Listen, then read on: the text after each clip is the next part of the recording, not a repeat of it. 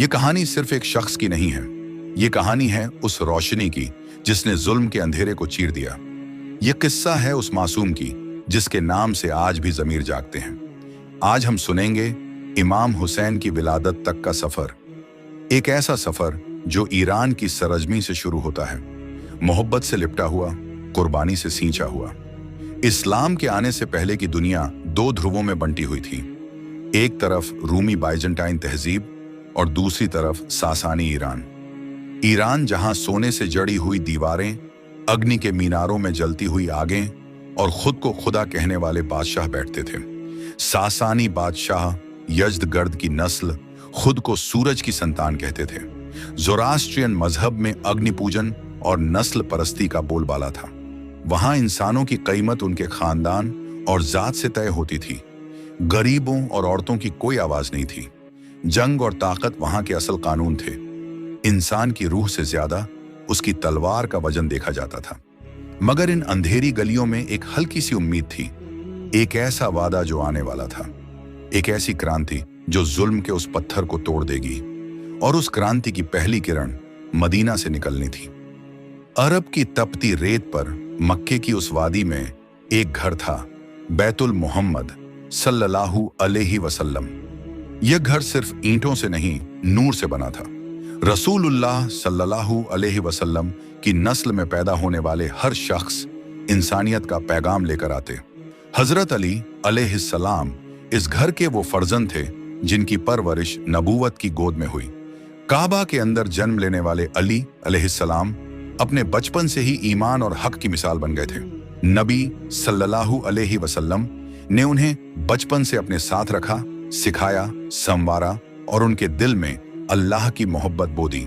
हिजरत से पहले जब नबी सल्लल्लाहु अलैहि वसल्लम को कत्ल की धमकी मिली तो अली अलैहिस्सलाम ने बेझिझक उनकी जगह बिस्तर पर लेटकर जान की बाजी लगा दी।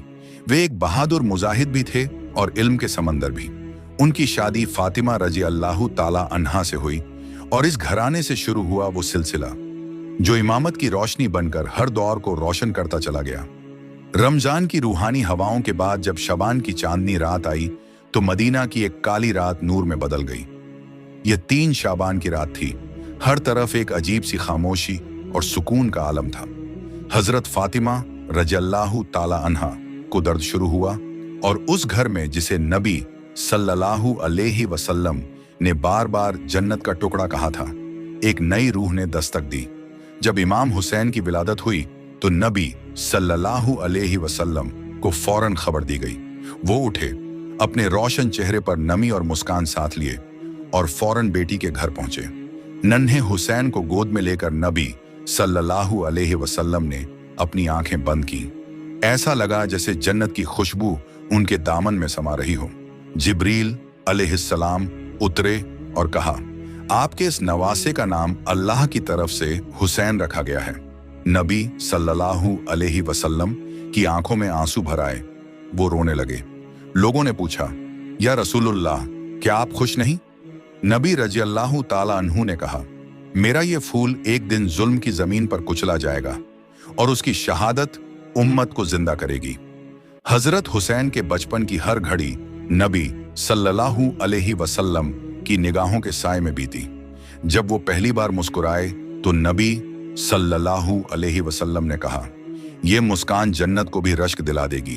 वो सजदे में होते और हुसैन अलैहिस्सलाम उनकी पीठ पर चढ़ जाते, मगर सजदा तब तक न उठाते जब तक हुसैन अलैहिस्सलाम खुद न उतरे। कभी नबी सल्लल्लाहु अलैहि वसल्लम मिंबर पर होते और हजरत हुसैन गिरते हुए दिखते तो मिंबर छोड़कर दौड़ जाते और उन्हें सीने से लगा लेते। नबी सल्लल्लाहु अलैहि वसल्लम ने फरमाया, हसन और हुसैन जन्नत के नौजवानों के सरदार होंगे। ये बात सिर्फ शान नहीं थी, ये एक जिम्मेदारी थी जो आने वाले दौर की नस्लों तक पहुंचेगी।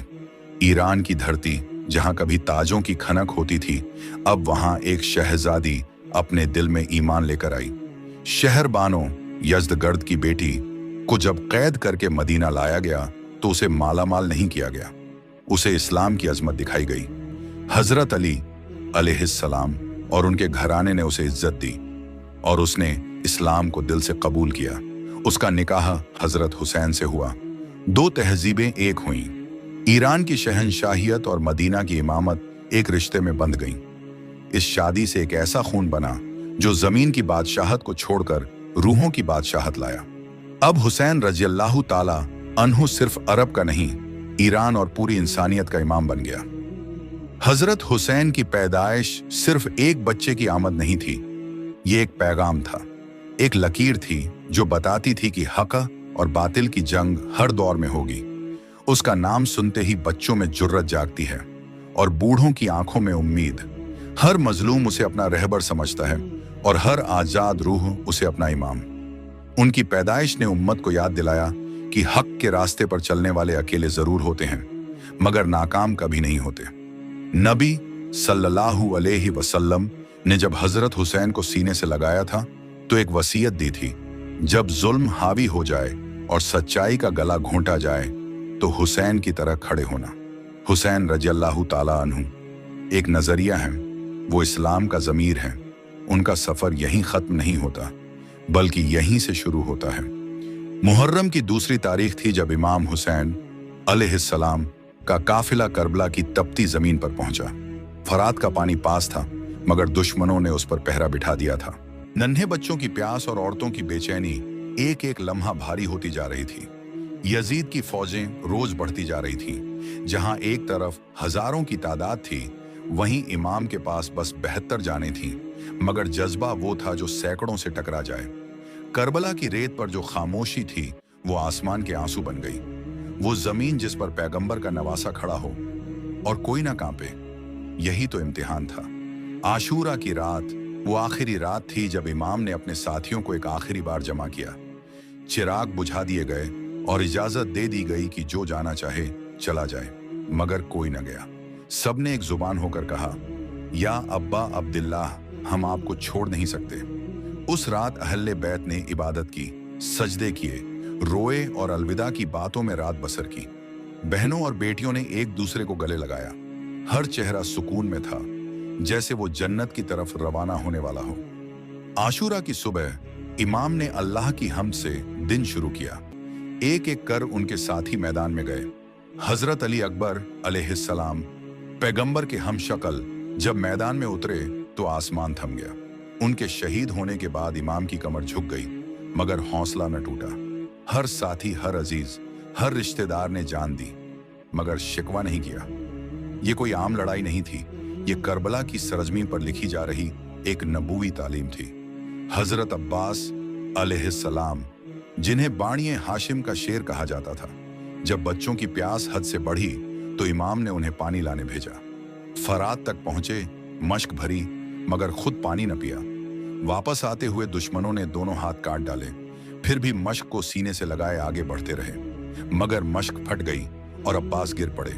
इमाम दौड़े, मगर भाई की आंखों से रोशनी जा चुकी थी। कामतें झुक सकती हैं, मगर इमाम ने सर न झुकाया। जब कोई न बचा तो इमाम तंबू में गए और 6 महीने के अली असगर को लेकर मैदान में आए। फरमाया, अगर मुझसे दुश्मनी है तो इस बच्चे को पानी दे दो। शैतानी नफरत ने जवाब में एक तीर चलाया और वो तीर अली असगर के नन्हे गले को चीर गया। इमाम ने आसमान की तरफ खून उठाया और कहा, ऐ अल्लाह, इसे कबूल कर। तन्हा रह गए थे इमाम। झुलझिनाह पर सवार होकर मैदान में गए। बहनों की चीखें, बच्चों की सिसकियां, औरतों की दुआएं सब हवा में गूंज रही थीं, मगर इमाम की जबान पर बस अल्लाह था। जब दुश्मनों ने चारों तरफ से घेरा तो इमाम जमीन पर गिरे, सजदे में सिर रखा और वही हाले इबादत में शहीद हो गए। शिम्र जैसे बदबख्त ने उनका सर कटा, मगर हुसैन अलैहिस्सलाम का सर कभी यजीद के आगे नहीं झुका। जिसे करबला खत्म समझा जाता है, असल में वो तो शुरुआत थी। इमाम की शहादत के बाद अहले हरम को कैद कर लिया गया, तंबुओं को जला दिया गया, बच्चों को मारा गया और इज्जतदार औरतों को नंगी सवारी पर कूफा और फिर शाम ले जाया गया। शामी दरबार में जब यजीद ने फतह का जश्न मनाया तो ज़ैनब सल्लल्लाहु अलैहि वसल्लम उठी और कहा, तू समझता है तूने जीत ली? हमने सिर्फ खूबसूरती देखी है। हुसैन की कुर्बानी, अली अकबर की बहादुरी, अब्बास का वफा और अली असगर का सजदा। यजीद हार गया था और करबला की गूंज आज भी जुल्म के खिलाफ उठती है। हुसैन अलैहिस्सलाम मिटे नहीं, वो उठ खड़े हुए हर उस दिल में जहां जमीर अब भी जिंदा है, और करबला आज भी हर दौर के यजीद के सामने एक ललकार है। आपको वीडियो पसंद आई हो तो लाइक और सब्सक्राइब करें। शुक्रिया।